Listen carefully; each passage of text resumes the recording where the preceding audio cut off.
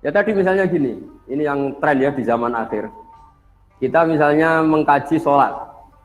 Mengkaji sholat itu ada yang oh fungsinya rukuk begini, fungsinya sujud begini, ini peregangan, ini pernafasan. Lama-lama sholat ini kayak senam yoga.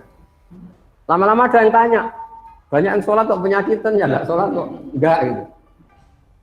Jadi kita sebagai ulama itu mikirnya gini, nggak mungkin Allah bikin gerakan tertentu tidak ada hikmahnya.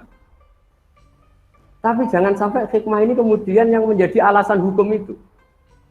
Karena kalau hikmahnya rukuk misalnya peregangan, suatu saat ada gerakan tubuh yang lebih efektif untuk peregangan, lama-lama orang meninggalkan rukuk.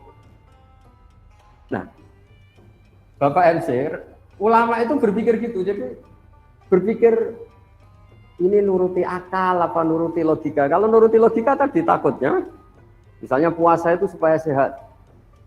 Terus ada orang yang bilang, tapi saya kalau puasa malah sakit. Jadi, nah makanya dalam sisi ilmu sosial ya logika sosial itu khazanah kita. Saya mungkin termasuk kiai muda yang punya banyak khazanah tentang dialek sosial yang diajukan Allah Subhanahu wa taala kepada para kekasihnya. Karena tebaannya itu banyak. Jadi misalnya tadi ada seorang rektor atau kiai top atau bos itu selalu mikir sama anak buah. Kemungkinannya ini menenabuhkan anak buah karena dipikir majikan tanpa mendelegasikan. Jadi kalau kita terlalu manja sama anak, mikir anak, nanti anaknya seenaknya dia mau mikir, dipikir bapak. Jadi kalau nggak mikir, anak merasa agak disayang. Ini gimana bapak kalau nggak mikir anaknya? Nah, jadi artinya gini, kenapa saya sering bikin statement, aku mau serasa berpikir supaya Allah, maksud saya, takut saya pikiran ini menjadi pijakan hukum, padahal sementara pikiran ini bikinan kita.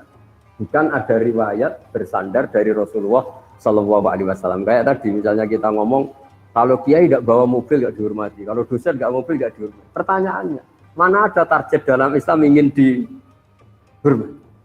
Jadi itu sebetulnya tentang itu, bukan. Tadi kita tetap bertanggung jawab terhadap perjalanan Islam ini, termasuk hikmah-hikmah tadi. Kenapa ada kebenaran absolut yang kita jaga, yang seperti tadi yang saya katakan, tapi juga ada kebenaran sosial yang juga harus kita jaga. Jika ada hadis mangqala la ilaha illallah dakhalal jannah wa in zana wa in saraqa, tapi juga ada hadis la yazni zani fi nazni wa huwa mu'min.